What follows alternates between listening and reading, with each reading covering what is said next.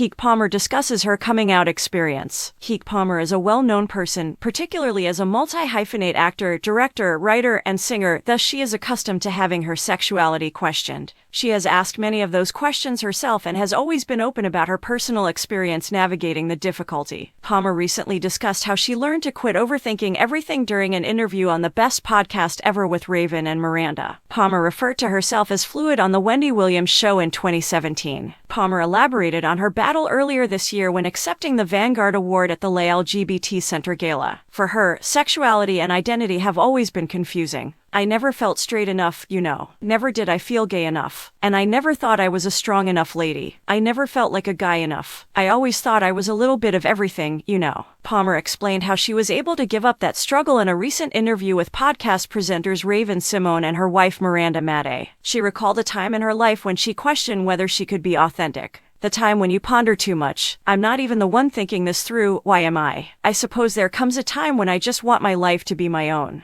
But getting there wasn't at all simple. Her perplexity was exacerbated by the pressure to hide and the fact that she was drawn to both men and women. She said, "In my family, my parents never said, you go to hell for being gay. They certainly weren't like that in reality. Because I liked boys too, I was kind of like, well, we don't have to talk about it. But there is like an unsaid thing that may make you feel. I thought that since I also enjoyed guys, it was just another extra thing that nobody needed to know about. I'm not really required to live outside." Palmer thought back to her teenage years when she realized she could not keep her sexuality a secret from her. In the end, she was encouraged by their reaction. "My parents were never even interested in or open to discussing topics like sexuality and other things like that," the woman claimed. "And I'm aware that once they realized how spirit-free I was and who I wanted to date, they were like, who cares? Never did they have anything on their minds." Palmer eventually stopped caring about her sexuality because she wanted to live her life to the fullest. "I believe it was me recognizing that I genuinely wanted to be open to love and that I didn't want anything to stop me from it," she said. "In the end, all I feel is the acceptance of that part of myself, in general, was a part of my process of being able to have love in my life."